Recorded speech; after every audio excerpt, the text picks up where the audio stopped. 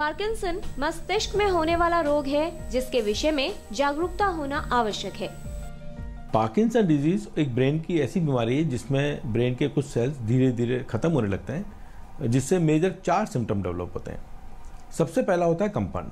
कंपन जो है यूजुअली एक हाथ राइट या लेफ्ट से शुरू होता है और कंपन इस तरह से होता है कि जब आप बैठे हैं आराम से तो जैसे मेरा हाथ हिल रहा है इस तरह से हिलेगा, लेकिन जब आप कोई काम करेंगे तो वो जरूरी नहीं कि आपका हाथ हिले। दूसरा होता है कि आदमी जो है स्लो हो जाता है। स्लो का मतलब होता है कि जो काम आप 10 मिनट में कर रहे हैं उसको 15 मिनट में कर रहे हैं। चलने की स्पीड स्लो हो जाती है, आपका बोलने का वॉल्यूम कम हो जाता है, कपड़े बदलने में टाइम लगता है। तीसरा होता है कि आपके हाथ पैरों में आप जकड़न महसूस करते हैं, जिसको कि स्टिफनेस कहते हैं। चौथा सिम्टम जो कि इनिशियली नहीं होता है, बाद में जब बीमारी बढ़ती है तो उनका पोस्चरल इम्बैलेंस यानी उनका बैलेंस चलने में बिगड़ने लगता है। ये रोग समय के साथ बढ़ता है और रोगी की स्थिति बिगड़ने लगती है। इस बीमारी को जल्दी से जल्दी डायग्नोस करें।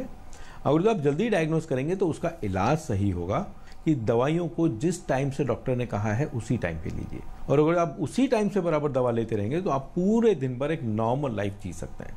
Advance stage of Parkinson disease में कई बार दवाइयों के साइड इफेक्ट होते हैं, तब ऐसे पेशेंट्स को लिए हम लोग बोलते हैं कि अब शायद आपको जरूरत पड़ेगी कि आप ब्रेन का एक सर्जरी करते हैं, जिसको हम डीप ब्रेन स्टिमुलेशन कहते हैं। सही इलाज और जीवन शैली में कुछ बदलाव करके पार्किंसन रोगी के जीवन को बेहतर बनाया जा सकता है। किरण भारद्वाज, डीडी न्यूज।